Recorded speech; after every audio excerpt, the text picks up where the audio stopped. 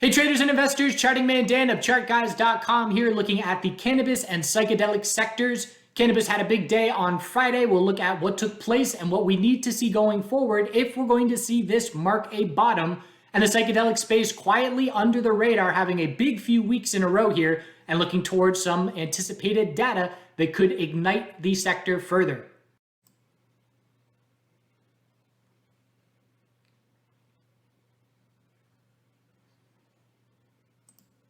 So before we get into the charts and technical analysis, just want to highlight one of our own as far as the Twitter space is concerned. Jungle Java has been a great help putting out a whole bunch of useful information and news flow on Twitter, and a worthwhile follow, and is in need of a helping hand. So Todd Harrison and others putting out a GoFundMe to help her out, and I will put a link to that GoFundMe in the comments of this YouTube video if you feel like helping out.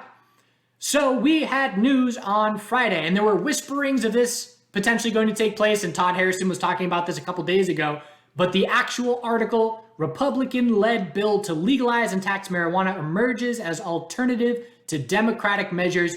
That was published at 3:17 p.m. Eastern. That ignited a mini short squeeze. And again, there were rumors about it, but this is the first time it was really put out there as far as an article, and everybody, it went viral in a short amount of time to get a whole bunch of attention.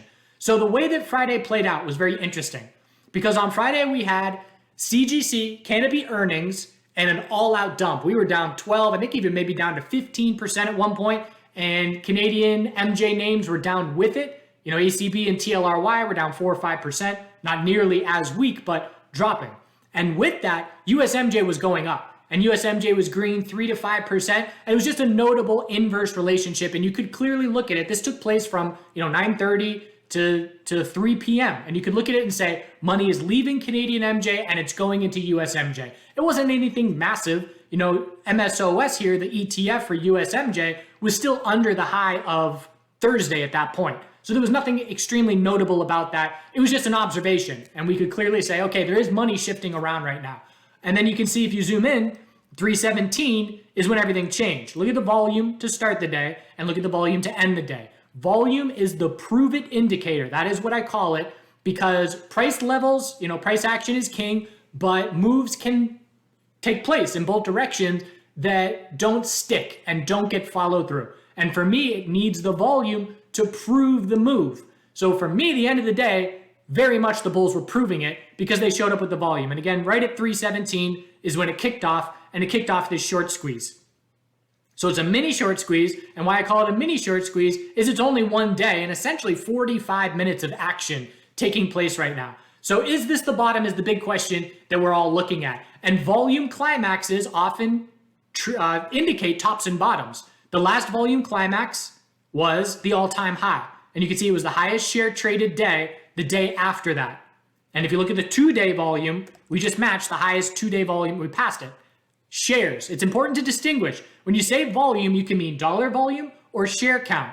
And it's just important to distinguish because this was not the most volume, this is not the most dollar volume on MSOS ever. Because when the price is trading over $50, 3 million shares is a lot more significant than 3.6 million shares traded in the upper 20s. So it was the highest share count volume day ever, which is certainly notable. But again, just want to always make that distinction. I care more about dollar volume than I do share count because it gives you more information.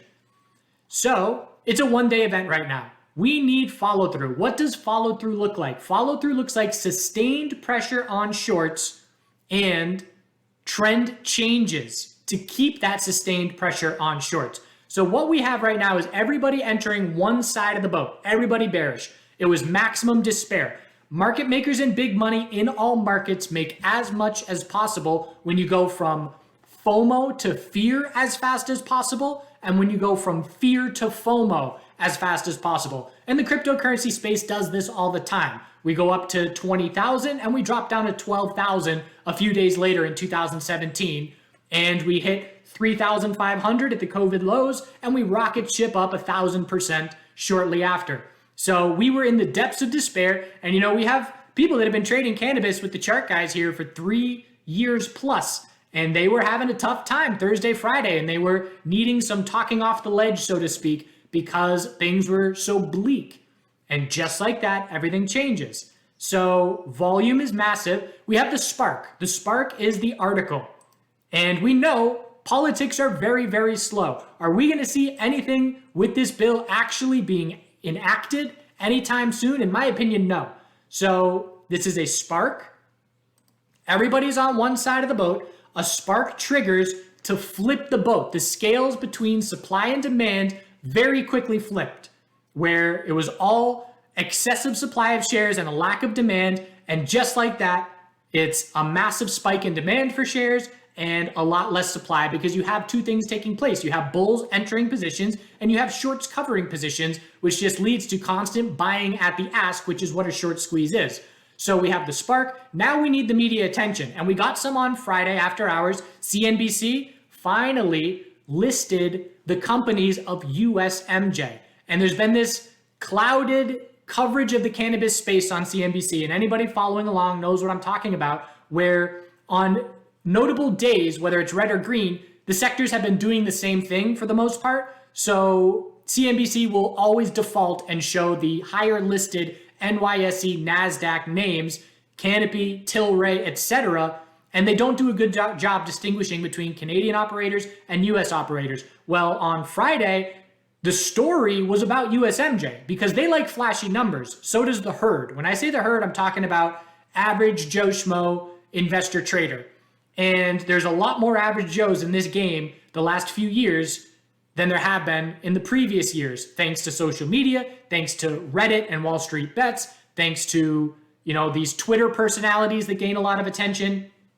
So you have to have media coverage to get the herd interested.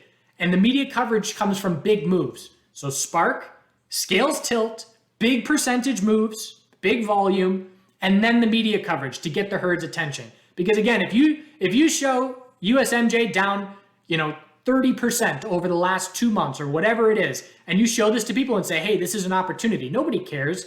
If you show them a double-digit green day and say, hey, look what this just did yesterday, they care. That's the way the psychology works with the herd mentality. So, and it's the same thing with the media. The media cares about the double-digit green day. That's going to get the clicks. That's going to get the attention. So now that we have our double-digit green day, the media is going to talk about it.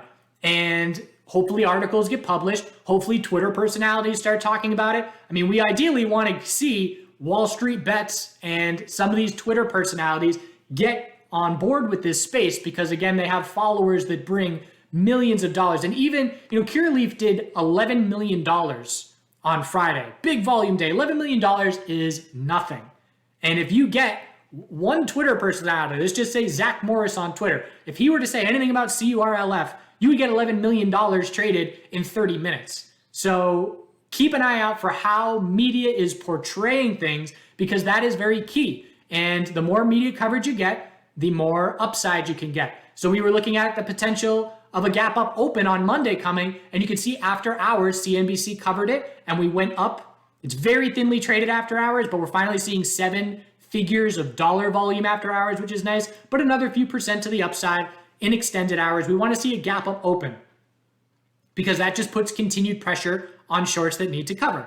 And what I need to see, wherever this initial bounce tops out, there are 2 of the most important factors for me that determine my probabilities. Right now, I'll say I feel there is a 2 out of 3 chance that our bottom is in for now. And we'll call it 66%. If you confirm an hourly trend change first thing next week, I'll bump that up to 70%. And if you confirm a daily trend change after that, I'll bump it up to 85%. So my probability of the scenario changes with information that I'm given. And I'm constantly changing my confidence and probabilities of setups based on new information that we get. So as a trader, my aggressiveness or conservativeness is dependent on that. So when I saw the big volume on Friday, I was chasing and I added a good bit. I tripled or quadrupled my MSOS position in the mid 27s even. I was buying 2740s and 2760s right here. And I was knowingly chasing, but doing it because of the volume and saying, okay, well, if we close strong, maybe we can gap up, maybe we can get attention, and hopefully that's going to work out. But I will add more. I will average up if these continue to play out in the way that I need to see it. So what I need to see is whenever MSO tops out, whether it's Monday on a gap up open, and then we enter hourly consolidation, what I must see for continued confidence in this move is an hourly higher low. We have tons of space for it, anything above 26.33, an hourly higher low, and then break the high. Because what that shows me when that takes place is buyers that didn't get an entry opportunity on 45 minutes of FOMO. And you have to keep in mind that article timing was well done. And whoever did that timing did so intentionally, in my opinion, to leave a small window where it would only be buying for the end of the day. And a lot of people missed it. If you weren't paying attention in the last 45 minutes of trading, it was missed. And now everybody over the weekend is finding out about it and looking to make entries. So I need that hourly higher low and higher high, because again, it shows bulls buying the dip and shorts continually being forced to cover. I then need to see this move top out on the daily, whenever that is. Ideally, this move lasts a few days. It sounded like thunder, but it's not storming out. So a few days of bounce, and then we need a daily higher low and a confirmed daily trend change if we are going to see a very convincing temporary bottom set. And again, the volume climax is very notable to me because that, in my opinion, is going to be the proven indicator that our bottom is potentially set. So hourly trend change needed, daily trend change needed. And if those two things take place, then we're going to be talking about a cycle bottom is indeed being set. If you do not have positions and you are looking for positions right now, you can be looking to enter playing off this low. If we break the lows that have formed this past week, big red flag for everybody involved. That will be very clear. So what you can do is have a clear stop level and say, okay, this much risk I will take on. And if we stop out, I will exit this position. And a lot of people that are looking for cycle shift entries are going to be doing that. And that's what I'm going to be suggesting to any friends that have any interest in this space. So people will be waiting for an hourly higher low to buy, and they'll be waiting for a daily higher low to buy. And I will be looking to average up in one of those scenarios. But again, I don't know what yet. I have to see how it plays out. So good sign for the bulls. Nice volume. Need those trend changes. Every gap up open that we see is a good sign. We want dollar volume in extended hours showing us interest, activity. And again, coverage. We want CNBC. We want articles. We want Twitter people. We want Reddit. We want everybody on board.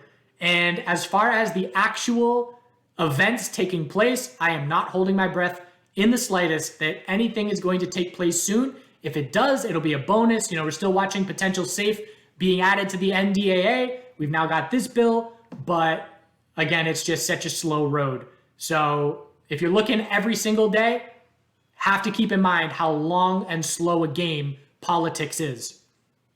So I like TCNF as a lead bull. And we've had an interesting run of it here over the last 6 months because TCNF went as a lead bull, holding up better than all MSOs, and then it started to be a lead bear. And it was a lead bear when it saw a leg down in relation to CEO Kim Rivers' husband's fraud trial and all that. That has blown over for now.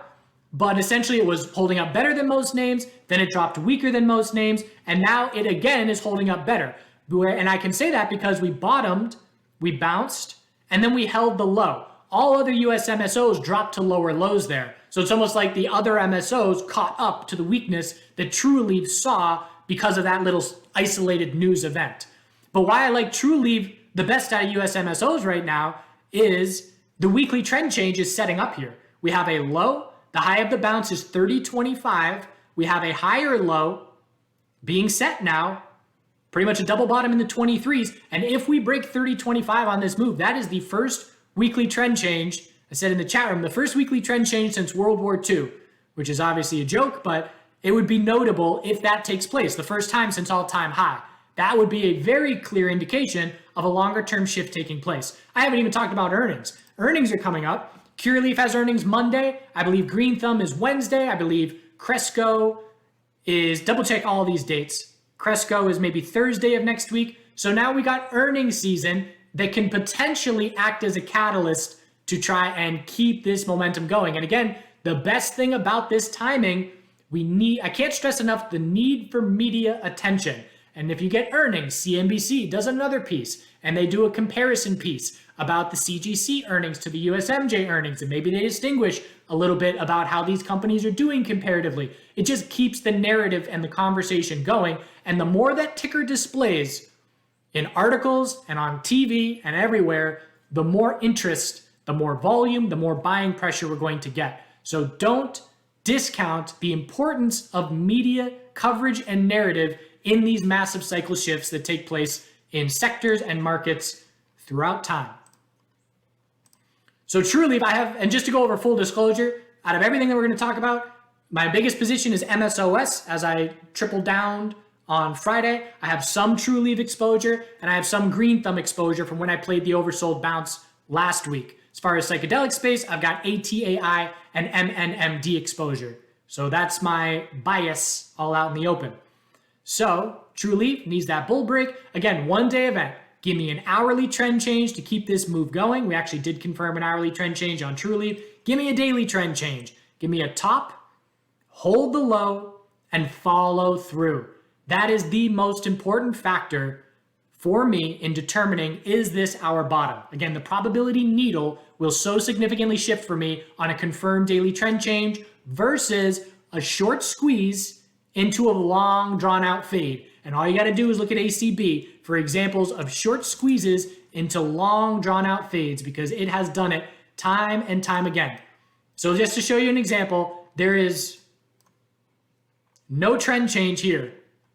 Massive short squeeze, give it all back. There's no higher low and higher high. So massive short squeeze, set a higher low, lower high, and again, it just gives bears confidence. Okay, well, as long as there's lower highs, I'm going to stay in my bearish trade. And you give the entire move back. You must confirm the trend change. That's the takeaway from this video. We must confirm daily trend changes as a result of this bounce. Green Thumb, big time move off the low. It was a bit of a laggard. And you can play laggards. The OTC space, we hate it because of volume. We hate it because of lack of exposure for the herd to be able to buy. But the one benefit is if you are observant and watching everything, you can take advantage of arbitrage. It's not exactly arbitrage, but laggard opportunities. And you could see at the end of the day on Friday, Trulieve is up 12% and Cureleaf is up 11%. At that point in time, Green Thumb was up 7%. And from there, Green Thumb quickly caught up percentage-wise. I forget how we closed the day. It probably still closed a little bit under, but there was a laggard move. If I'm looking at Trulieve and it's up 12% and Green Thumb's up 7%, I can jump in Green Thumb and have more reward possibility as it catches up. And the reason that you have that lag time where humans can act on things is because we are not traded on a higher exchange, which means there's less volume, less liquidity, which means there's less trading bots, less algos and automated trading systems that are instantaneously taking advantage of those little observations that are way slower for humans to do and for humans to enter their manual orders. But on the OTC, that is one advantage that we do have as observant traders. So bulls need to break. 2151, we're in a daily downtrend. Anything under 2151 is a lower high. I anticipate we're going to break that level. But again, we have to call it like it is and not get too overly excited. Burden of proof is on the bulls. They proved it Friday and they now have to prove follow through. So I need this move to top out wherever it's going to, ideally a day or two more at least, and then a higher low and higher high for follow through. Keeping in mind, Green Thumb is very likely to form a weekly lower high on this bounce because anything under 2890 is a weekly lower high, and that is over 30% away. So again, this long-term momentum shift is going to take time to play out. And if this was a headline that, legalization is coming now, then that would be out the window. But that's not this kind of headline. So we will have to change the daily trend, and then we'll have to change the weekly trend, which means we're going to bounce, we're going to top out, we're going to see weeks of consolidation, and we may see some fear come back into the space and say, uh-oh, is that it for the bounce? Are we about to head back to the low? And then we have to confirm a weekly trend change if we're going to see sustainable follow through on this move. So it's one time frame at a time. We're first on the hourly, and then on the daily, and then we're going to zoom out to the weekly. Cureleaf breaking daily lower high resistances. Earnings are going to be the start for the sector. And again, I'm just looking at, as far as resistance levels, I'm just looking at the lower high every day. So 1093, 1145, 1199 have to change the daily trend, and we'll have to change the weekly trend because anything under 1285 is a lower high, and that is 28% to the upside. So if this move tops out after another 10%, have to confirm the weekly trend change once it tops out. Cresco, daily trend change took place. A little bit of a different setup comparative to peers. So that's a good sign. 872, 974 resistances. But we will need a weekly trend change here as well, like everybody else. And again, worst case, I mean, if this move does not have legs and follow through, and if we cannot change daily trends, we're just going to reject from this weekly EMA 12 resistance, this red line, yet again. 1, 2, 3, 4 rejections. And if this move does not confirm daily trend changes through next week, it's just going to reject again. So I am hopeful, but I'm stern. And I'm saying, all right, bulls, prove it. You have to prove this to me. I am not giving you any slack because you have spoiled my trust for the last 6 months. VRNOF trying to come off the all-time low. And unfortunately, I got stopped out of this one. Made my first VRNOF entry in a long time, trying for this bull break that got zero follow through and quickly stopped out when daily support was lost. And we'll keep an eye on it. It's more thinly traded. So again, if you want more risk and more reward, you're going to tier 2 names. You're going to Verano, you're going to, what is it, Terrasend. I'm much better at ticker speak than I am at company names. So these names have higher risk and higher reward in terms of they're more thinly traded. A little bit of dollar volume goes a longer way. And it just determines what kind of risk exposure you're looking for to suit you and your trading or investment strategy. So that depends. You know, maybe you're in 80% tier 1s and 20% tier 2s. Maybe you're going real aggressive and you're trying to make a life-changing opportunity in the near term. And maybe you're going all in on these lower tier names. So that's all dependent on you. IIPR, just got to give it the honorable mention for being the king of the USMJ sector as far as its uptrend, its strength, its gains, its dividends, and it's just continuing. So new all-time high after earnings, daily uptrend clearly intact, and this is just a long-term holder's best friend as far as its follow-through.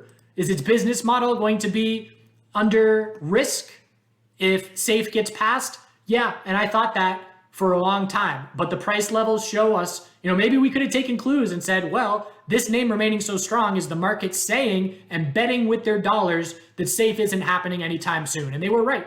So if we start to see notable weakness and a bearish correlation to the S&P 500, because it is very correlated to the S&P 500, but that will stand out to us. But until that happens, it's still extremely strong. And I'm not suggesting entries up here. I would suggest entries on consolidation, but it's a lead bull. GRWG, just an honorable mention. I really like this daily setup, but I don't love the earnings factor because, again, the earnings are a coin flip. And if we didn't have earnings, this would be a top watch for me because this is a standard equilibrium. And if we can confirm the daily trend change by holding 2090 and breaking 2318, that's a first sign of a shift in momentum. When's the last time we saw a daily higher low and higher high? We had a weak one back here, but it's been 2 months. So something to keep an eye on. We could get a break before earnings. Earnings are later next week, so there could be a short-term trade opportunity. But again, I personally don't like holding through the gamble of earnings. I am willing to do it in the US MSOs just because of how the stars are aligning with this current setup. So CGC, big bearish reaction. Are we going to see laggard moves in Canadian MJ to follow along with the big bull day for US MJ? It's possible, but I'm listening to the volume and to not the money because we know there's more money being traded on these higher listed names, but price action is king. And it was a very notable day for me to see the shift of big red Canada and big green USMJ. And I'm going to stick with that as long as that's the case. And again, my mindset will be swing trading USMJ and day trading Canadian MJ. As a full-time trader, you know, I'm going to be seeking opportunities, hedge, hedge, hedge, hedge, hedge, hedge. If you are taking a big sigh of relief because you are a bit more exposed to USMJ than you would like, and it's been very painful recently, when this move tops out, you can short Canadian MJ or other USMJ names and hedge.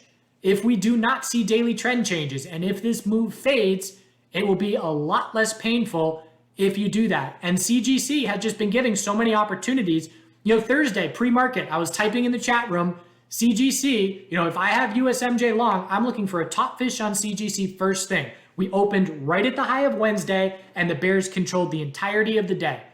And we've been watching IWM for clues for this sector because IWM is the growth sector, and it's breaking out to all-time highs.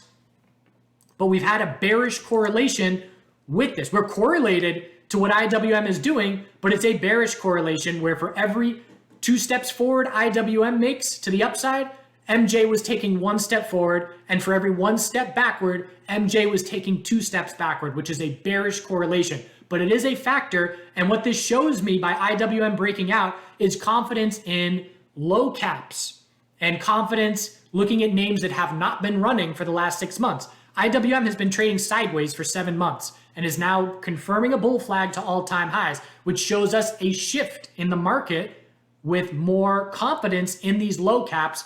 And those are covering names, the solar sector, EV, electric vehicle space. It's covering, who else? Biotech sector to a certain degree, but the cannabis space is definitely included in that lump of names, that group. So CGC, what do we have to see happen? I mean, we are at the bottom of the barrel here. We are hitting almost COVID lows, and that is all we're looking at. So we need an hourly trend change. Anything under the high of Friday of 1288 is an hourly lower high. We have to top out. We have to hold the low of Friday and confirm an hourly trend change, and then zooming out. Anything under 1365 is just a daily lower high. There's a lot more work for these bulls to do. And again, worth watching for, but I am focusing on USMJ and I'm day trading these names. I will short these names if it looks to me like USMJ is due for a pullback. The worst case scenario right now would be the broader market dropping 5% over the next week. We have to be watching what the broader market is doing as far as sentiment overall. And sentiment's been strong. And again, IWM can be your gauge for the broader market impact on this sector. Hedging, day trading, TLRY, a more developed setup, a nice tightening range. Bulls held support of 1010. And if the bulls can turn around and break 1128, that's the first confirmed daily trend change to the bulls in 2 months. So that would be notable. TLRY is in a stronger place than CGC. Have to break 1128. And it's worth watching for. I like to call this a stair-step pattern, and I have a video about it, stair-step trading strategy. Search it on YouTube. But CGC, we're watching for the pattern to break of a lower high every single month. Keep an eye out for that because that can be a mark of a cycle shift. So TLRY is trying to see a longer-term momentum shift, and I have more interest in TLRY than I do CGC because of its tightening daily range as opposed to fresh, massive drop to fresh lows. All right, psychedelic space. So the psychedelic space has been showing us strength for weeks at this point. And I say very quietly because nobody's talking about it and these names don't get the attention that they deserve. And I love that. Why do I love that? Because I know the herd is coming to this sector. It's a sexy story that Reddit and my generation will eat up. And we're going to see blue sky breakouts and massive euphoria cycles in this sector. I don't know if it's this year or in 3 years from now, but I know it will happen. So I know to pay attention and to not fall asleep on this sector. And CMPS went straight from a multi-month low into a V-shaped ripper of 80% in just a few weeks. So that's a massive shift. And it's not giving the bulls, you want to see sustained pressure. Imagine being a short here. Where do you cover? There is no daily consolidation. Imagine being a bull looking for an entry. This is just a runaway train. Again, I'm not suggesting entries right now. You're waiting for daily consolidation at this point. And right now we're watching for CMPS to have results of phase 2, phase whatever trials. Let me show you an example of the amount of fundamentals that I know. Because again, as a full-time trader, I have my head in the metaverse universe, cryptocurrency, the biotech space, the tech sector. I'm looking at gold and metals making a longer term shift. So I have a limited amount of real estate as far as brain power. So all I know about the psychedelic space is CMPS in the next couple of weeks is expecting trial results, is a potential catalyst for the sector as a whole, which is why we are running up over the past few weeks. I can't tell you anything else about it. So obviously that information is out there if I want to go more in depth into the sector, but that's as much as I need to know. There's results for something coming out in the short term, and it's going to have a notable impact. So just like cannabis will have to do, we need weekly trend changes. This move is coming off multi-month lows. Wherever we top out, we need a weekly higher low and higher high. Longer term swing traders and investors will be buying weekly consolidation on this name. All-time highs are not that far away. And again, the party gets going during all-time highs because that's when we're seeing valuations in cannabis, in US cannabis, that does not make sense to the downside. And when euphoria and all-time highs hit, ask TLRY about 300, that's when it goes the other way. And that's when valuations make no sense to the upside, which is when it's a lot more fun when you're a bull. So this space will hit all-time highs again. It's just a question of when. So CMPS has been the leader. I missed this move. I was watching for it. Right around here, I was saying, I think CMPS's bottom is in. But I could not find an entry that I liked because I did not get any consolidation that made me comfortable with the risk reward of an entry. But what did I do? I looked at this as the sector leader and then found the risk reward setups that were comfortable in its peers. And this point in time was October 25th. And by the way, watch my daily market videos. I talk about cannabis every few days and the psychedelic space a lot more recently, but I was talking about, my entries in these names as they were happening. The day I entered ATAI, I talked about it in the end of day S&P 500 broader market video. So check in on those every now and again because I talk about these sectors in them from time to time. But I made an entry. It was either the 28th or the 29th. And at that point in time, CMPS was all the way up here. So again, a runaway train. I missed that move. But look at this nice tightening pattern. Why do I like it? Because I make a bull entry in the 1420s and my stop goes under 1350. I know exactly how much I can lose on that trade. It is, 4%? I can lose 4%. Where does my stop go if I enter CMPS at $40? There's no supports nearby. There's nothing to be playing off of. So I was much more comfortable with my entry on ATAI. I exited a third of that position maybe Wednesday. And right now I can't lose on this trade unless there's a massive gap down on massively bad news. So the weekly time frame is testing 1790 resistance. We're coming off the all-time low. Again, it's not going to be hard to get to all-time highs. We need the weekly trend change. It might be an inverse head and shoulders pattern. If we top out here, we'll look for an inverse head and shoulders. But I'm trying to hold this position now. My break even at this point is probably 13 even or something like that. And I'm trying to hold this position for a long time. I want new all-time highs. But look at the dollar volume. And again, when the herd gets involved, dollar volume goes hundreds of millions, which is why I look at Curaleaf volume of 11 million and say that's nothing. And even ATAI here, its average volume right now is under $8 million a day.